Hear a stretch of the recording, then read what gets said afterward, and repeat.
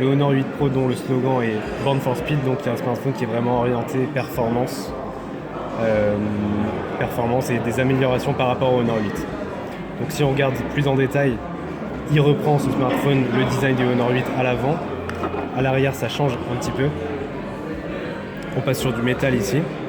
Le smartphone reste très fin, la double caméra ne dépasse pas à l'arrière. On a repris la double caméra du Honor 8. C'est la même caméra? C'est la même caméra, une caméra en monochrome pour faire les photos en noir et blanc. En fait, il va prendre tout ce qui est détail de la photo et lumière, caméra couleur pour ajouter les couleurs derrière. La différence par rapport au Honor 8, c'est que ça a été amélioré notamment au niveau traitement logiciel et aussi au niveau processeur. Comme on a un nouveau processeur Kirin 960, il est plus puissant et plus, il est plus, comment dire, il est capable d'améliorer la photo par rapport à la précédente génération.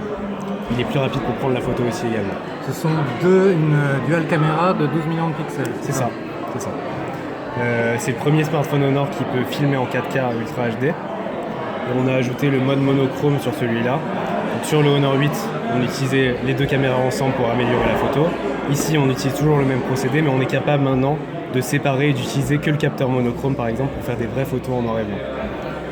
C'est directement activé en mode grande ouverture. Le mode grande ouverture, c'est le mode qui utilise vraiment les deux capteurs pour faire une photo portrait avec un flou de bokeh à l'arrière.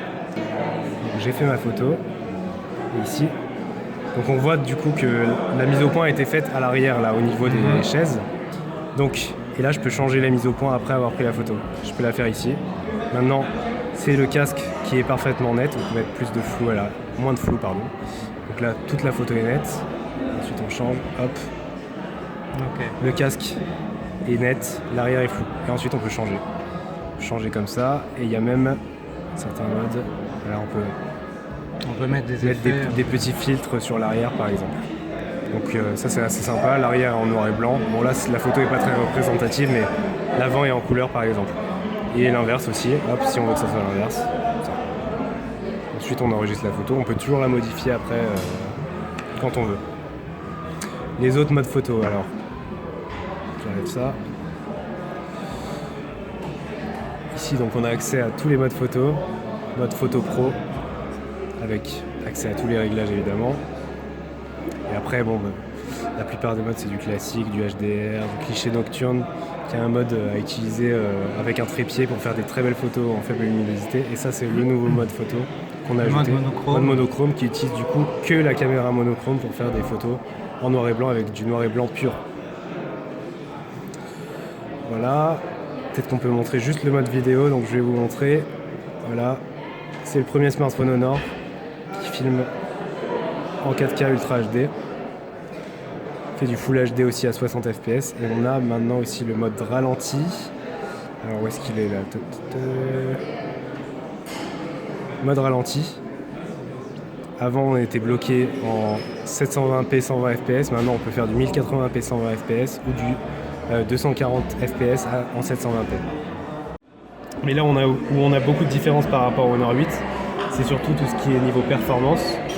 On passe d'un écran 5,2 pouces Full HD à un écran 5,7 pouces Quad HD. Donc une meilleure résolution qui va permettre d'utiliser notamment la VR dans des meilleures conditions. On peut utiliser un casque de réalité virtuelle. La boîte fait casque de réalité virtuelle. On passe aussi de 3000 mAh, qui était déjà une grosse batterie, à 4000 mAh. Donc une batterie qui va pouvoir tenir, on va dire, jusqu'à plus de 2 jours en utilisation normale, environ 1,5 jours en utilisation intensive. Bien sûr, tout ça c'est couplé à tout ce qui est optimisation logicielle.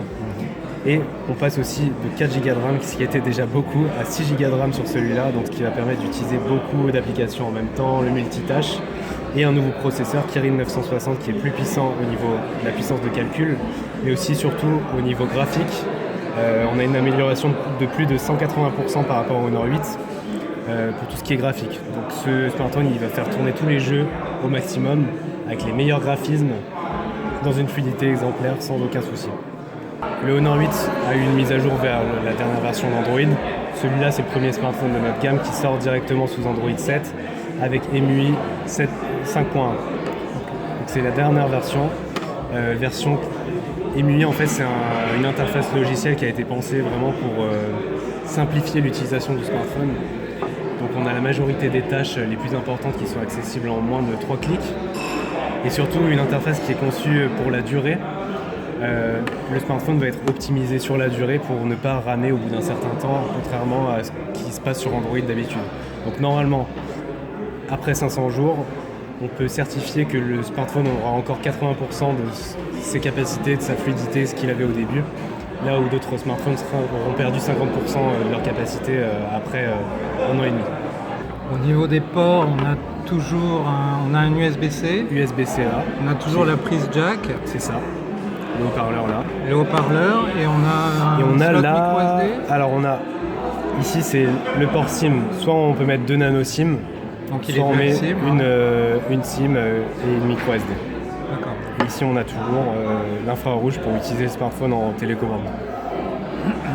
Donc je peux, si j'ai une télé de n'importe quelle marque, je sélectionne la marque, hop, et je peux l'utiliser en télécommande, changer.